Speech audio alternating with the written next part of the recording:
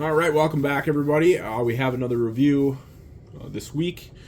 The TMNT, the Teenage Mutant Ninja Turtles, the last Ronin box set came in. Actually, it might have even been a week ago already. Actually, before when I got the mail announcement, I went and picked up the comic book, the trade paper, actually the hardcover from my local library, and figured I'd read it before I did this review. It's a pretty solid comic. Maybe I'll talk about it more later, but I just wanted to know what was going on with this whole Last Ronin storyline, so I had to go pick it up just to get some cool pictures and really realize what's going on here with like I said, with these characters and stuff. So Diamond Select has been giving us these way cooler boxes. I've always tossed my Minimate boxes I'm saving them all now. Like I wish I didn't, but they're too nice for me to want to throw away, I guess. So, but it's pretty cool. It's like a comic book, and then they have this no piece on the inside left from the comic. And then, of course, the right side is a tray. The back side just has a simple kind of synopsis of, the storyline. Just a really nice box set.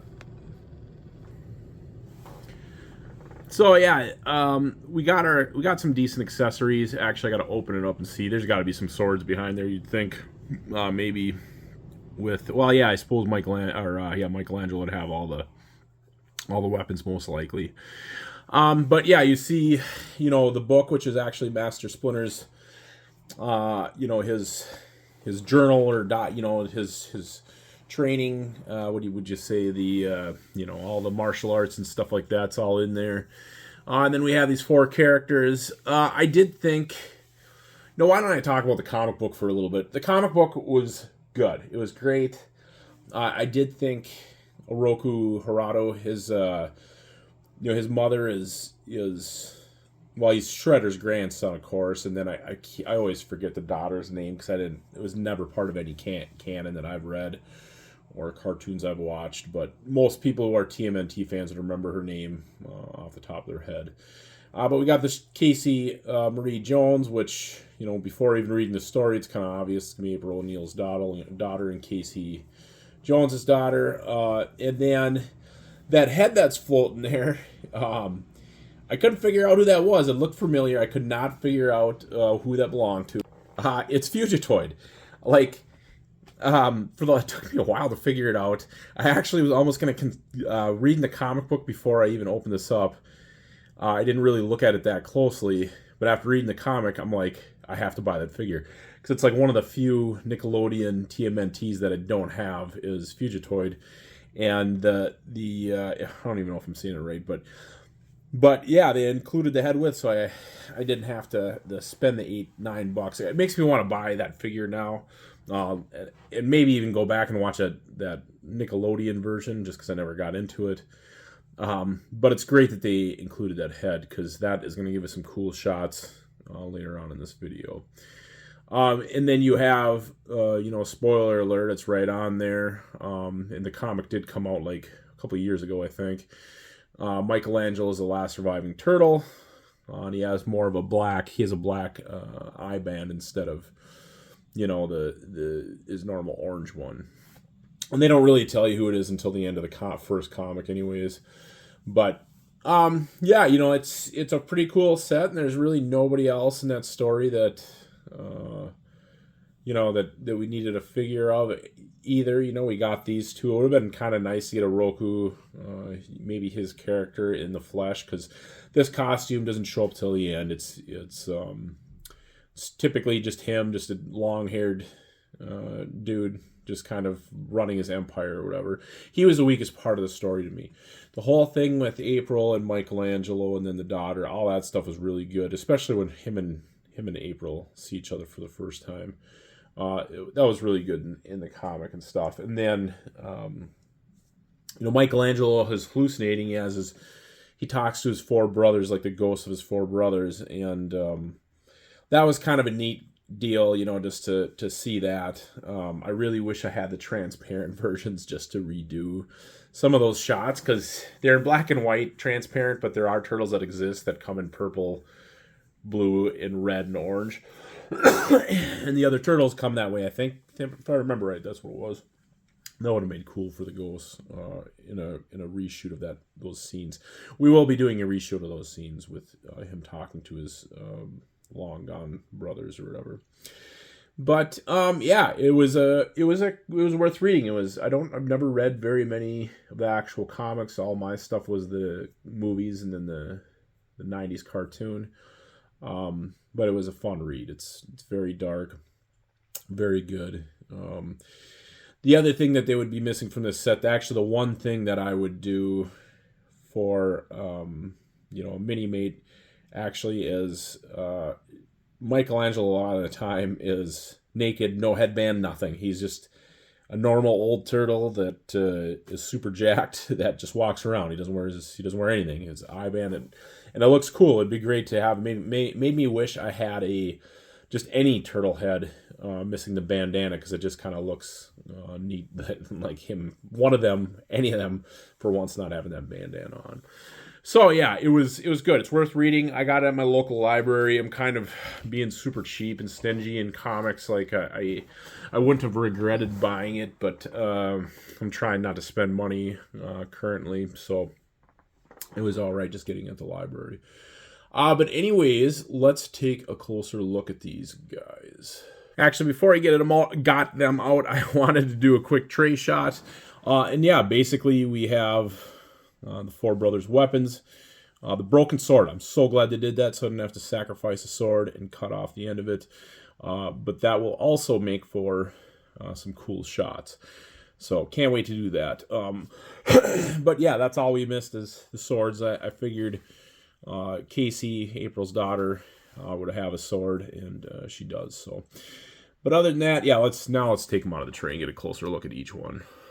All right, so starting right off the bat with Michelangelo. It is a cool character design, and obviously this is more Eastman and Laird, I believe, did this, so it's obviously their work. But they did a really good job making it look like Michelangelo from that storyline. Of course, unfortunately, that always comes with a sacrifice to have, these bulked up, well-tooled, figures. There just is no articulation to them. There's a few shots that I wanted to take where Michelangelo has his head turned. That is not going to happen. I'm just going to have to figure something else out or do it differently, whatever. Not a big deal or anything, but that part always kind of stinks that you can't bend those knees very far. Those arms are kind of, held back, and then the head doesn't twist at all in this. So it is what it is. Like, I'll deal with it. It's still a nice looking figure. Honestly, I'll do a bunch of shots with these now. I don't know how often I'm going to be really using these figures. They may just end up being stuff I throw up on a wall and just admire because they're all really nice looking Minimates. Let's go on to another figure. So here we have Casey Jones O'Neill, whatever the heck her name is. What's her name again? I read the comic. Casey Marie Jones. That's her name. Yeah, again, nice looking figure. Hold on a second. She's just standing too goofy for me. All right. Still a little goofy, but at least it looks like she's going into some action. This is a really nice looking figure for a one-off character. Like I said, who knows how often I'll use her. It is a nice looking figure. Her hairpiece is the perfect Tim Drake hairpiece. I would say Tim Drake Robin. That is a really nice, really cool looking hairpiece. I really like it. Her hip piece with those weapons on it and stuff, that is sunk in to where if you have her,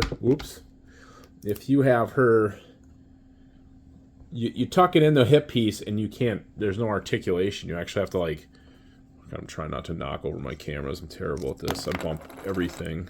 There we go. Yeah, this I can't even see it. Jesus, man. Yeah, that sits inside there like that's where you can't. You got to pop her out to adjust that weight. All right, enough of that disaster. Jesus.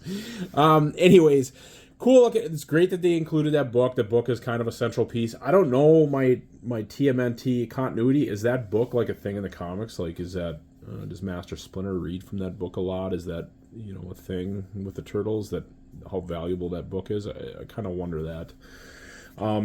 Like I said, I don't think I've ever read, of all the stuff, I've never read a comic book. The Turtles is actually one of them. That's kind of crazy. Anyways, getting a little off track here.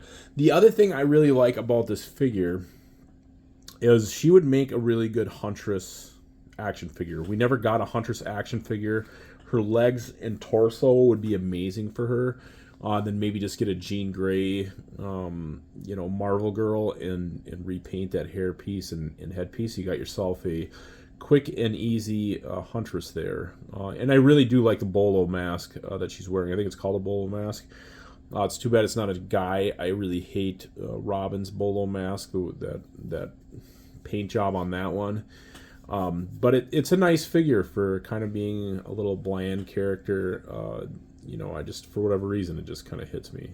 And again, that hairpiece is pretty amazing. So let's go on to another figure. So I can't decide if I don't like this figure or not. I like the character design. I like the figure. Diamond Select did a really good job with it. I really like the metallic paint on it. It's really nice. But it just feels so unoriginal. There's no color to it. Like the claws or the spikes, whatever you want to call them, blades, they're done really cool, and I really like the helmet, but the fact that it's all silver just doesn't sit right with me. And it is like a what do they call it? The nanotech suit, kind of liquid metal something or other in the comics, so I guess, but this is kind of growing on me a little bit. I think if I use some lights with him, I'm really going to appreciate him a little bit more, because I always like using those colored lights, to give a reflection off metallic figures. It just adds so much to their character. But yeah, I don't know if I like this character design or not. I didn't like it in the comic. It looks really cool right now. That's the thing. I've never thought the character looked cool until I put this figure down on here, and now I'm kind of liking him for whatever reason. But otherwise, there's just not enough color to him. But we'll add color to him. We'll get him underneath the camera, and we'll get some color to him with some lights reflecting off him. So we got one more figure to go. Let's go to that one. Okay, now this is definitely my favorite figure out of the 4-pack. There's just something about April O'Neil. I love the clothes she wears. Her shirt's actually my favorite color, which is kind of weird. I'm a 43-year-old man with a favorite color, but I just love this character. She's old. She looks battle hardened. We got this great hair piece that would look good on a Marvel Girl or any other redhead. It's a really nice molded hair piece. I was a little worried when the new G.I. Joe, the action adventure ones from the 70s we don't have yet. Their hair is all smoothed over. Wasn't sure if they're doing that because they're being cheap, or else if they just want to look like the action figures. But those I guess that calls for it, because it's the 70s G.I. Joes. But these molded hair pieces between her and then her daughter, they just got two of the best hair pieces I've seen on Minimates. And again, that face, their face game just improved twice as much or tenfold since the last couple of years. It's kind of crazy. The new Daredevil set that's on the way also has some really amazing faces painted on, especially Kingpin. You'll see that one eventually. I thought they were saying in a month or two we're going to have that Daredevil set. But again, she looks great. I really like her. She's definitely my favorite of the 4. They're definitely, it is a really good 4-pack. I'm glad I didn't pass it up. I thought about passing it up just because of the story I never read. But I just love Turtles too much to pass on them. Yeah, great set. Oh, and I almost forgot one more character. So we have the Fugitoid head, and there's got to be some kind of story behind there. I don't know anything about the character. I really should have Googled it by now. But it's great that they included this head, with the 4-pack. I mean, the comic doesn't really reference anybody else in the past, any of the other mutants, anybody else besides, what was her name, Kara, Shredder's daughter Kara. She is in it. And then some foot soldiers, and then Fugitoid just makes this, I think it's right at the end of the second issue or whatever he pops in. But was kind of a nice, even though I don't even know anything about the character, it's still a nice surprise to see some reference to the past. You know, like it could always bother me in Wolverine Origins when there's no connection to anything else. Sabretooth, no nothing in his origin story. Like there's no connection. Seems kind of odd, but like this, I guess this one's in the past, not in the future, like last Ronin. But it was just great that they included him in there and kind of made him a little bit of a central character or whatever. Not even, but he was in there. So, anyways, guys, I really like this 4-pack. Hit the like and subscribe button. We're gonna take some pictures soon, but first, I always forget to say at the beginning to hit the like and subscribe button and watch some other videos, my playlists. Check out the description for my Facebook and Instagram. A lot of cool pictures on there from over the years. So, but let's take some pictures of this box set. Okay. Yeah, the first picture, it comes about as simple as they come. I'm just getting a really close-up shot, good close-up shot of Michelangelo. Honestly, it probably doesn't even warrant taking a short video, but I did anyways. Yeah, getting that cool gothic looking background back there, but nothing special, just something to kick off the pictures. So let's go on to the next one. All right, so this shot turned out really good, and we're actually, it's kind of funny, there's not really much for figures in this picture. All the weapons are laid out. We have Splinter's book in Michelangelo's hand, and then just filling in the background with the other turtles. I actually kind of wish I had the black and white comic turtles would have worked better for this. Man, I really should have ordered them when I after reading this and use them, because the black and white turtles would actually work way better for this. But thankfully, we have the action figure ones, because I think the Nickelodeon ones would look too out of place, being more kid-like, kid-friendly. And then even if we had all the 90s turtles, they're way too smiley. They're way too happy to be in the background for a depressing picture like this. But really, like I said, what I should have had as the original, they had a color original turtles, and they had a black and white original turtles, and the black and white original comic turtles would have definitely worked better for this, but still turned out great. I did my best to get a light just focused on the brothers and back, on giving them just a different tone, and Michelangelo looking very normal where he's at, like there's no hint of any colors on him or anything. It's the ghosts of his three brothers haunting him, or he's gone crazy. It's as he imagines seeing his three brothers, so it's basically more realistic, but given a real Turtles lair feel with this shot, using the boiler from The Walking Dead, and the table I actually got from Luke's Toy Store. I kind of wonder if that's just from a Lego set. It really looks cool. I'm surprised I haven't used it more. And then this archway I built myself a long time ago, so picture turned out really, really good. I'm really happy with it. Let's go on to another one. Yeah, so this one I didn't plan on doing. I just didn't expect that Nickelodeon body as a kit bash on top on Michelangelo to work as well as it does. But it looks amazing. Like, there's a time where he's unconscious and he gets brought to the lair. April's alive. He wakes up in a hospital bed, and that's when they first see each other. And I really wanted to do that shot, but like I said, I figured he'd be fully clothed. I didn't think I'd be able to kit bash him with something that would work as well as this has. So that changes things a little bit. So I'll be more than happy to take some more pictures with him in this suit or this body instead of his other body. Anyways, yeah, just using that hospital bed. I got this from Luke's Toy Store a long time ago, and just filling out the back with more, technology and stuff. Picture turned out great in the depth of it with the hallway and everything else. The yellow light back there, it looks really nice. I really like how this turned out. Let's go on to another shot. All right, so yeah, this shot right here, straight out of the comic book too. When we first find out Fugitoid is still there, still around. April takes him out of a locker. I really dig how this picture turned out. Like, it's really simple. She's holding his head. everything's very up close and personal, and I just like how I filled in the background with just your normal sewer furnishings.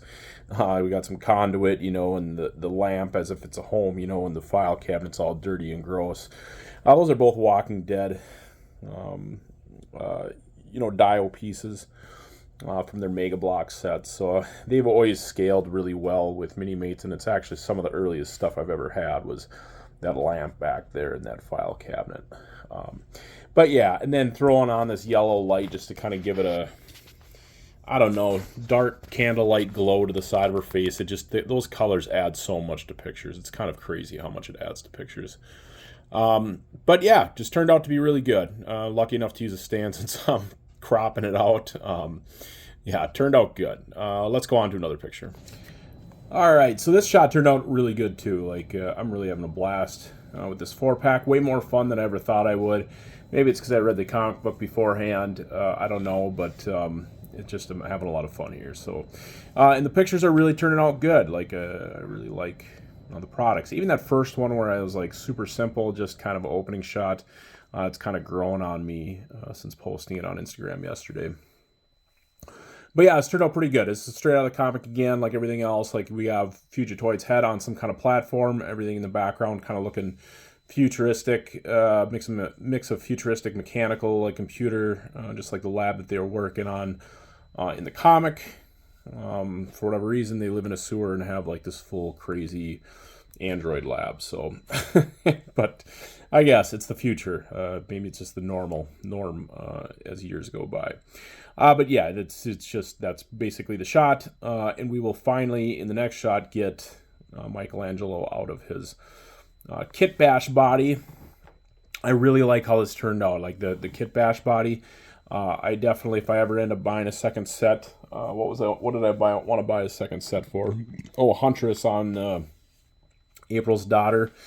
That would be a good idea to take one of them and make this Kit Bash that we see here of just kind of plain clothed Michelangelo. And again, I could still really go for a headbandless head.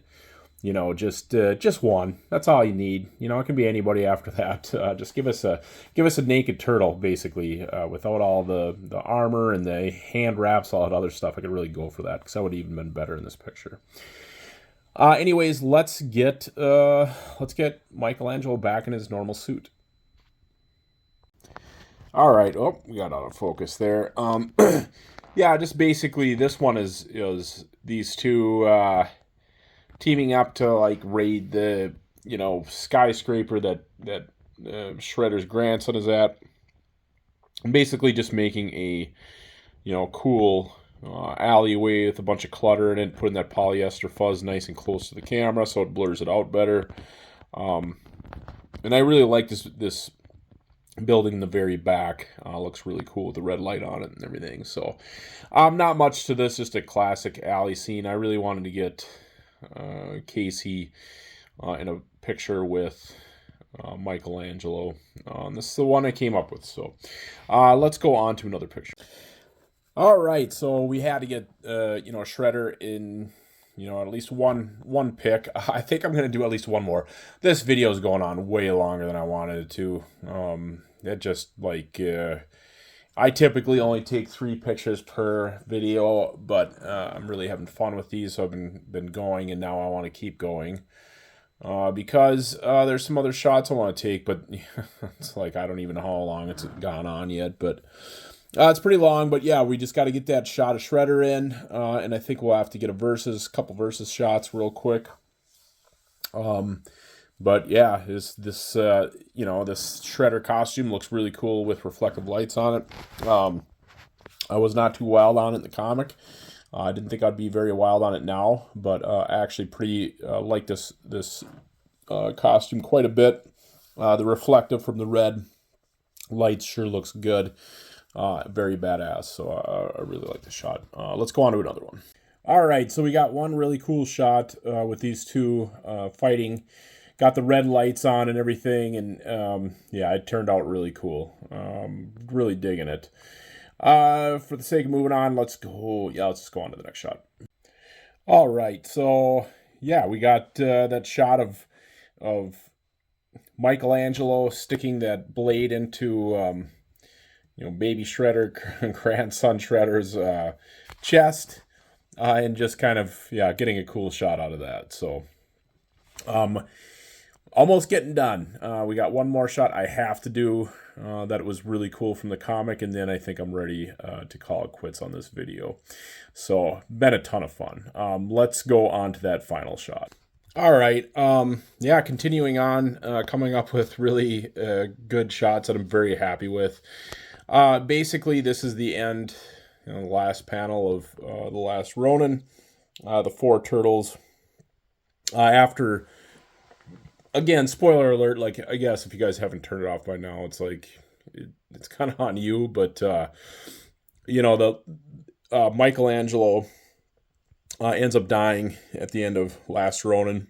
And then the very last panel of the comic is April and Casey has 4 turtles. I can't remember if the mutagen canister is actually out there. I don't think it is.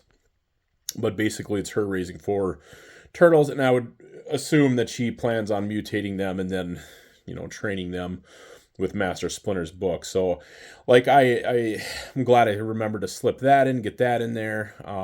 This picture turned out really cool. I got all 4 turtles in there. I just really like this picture. So, very good send-off. This was a heck of a lot of fun. This 4-pack, it's definitely worth picking up. Otherwise, guys, hit the like and subscribe button. Check out the description of my video for all my Instagram and Facebook pages. It has all my toy pictures on it. And then, otherwise, we'll see you guys at the next video. Bye now.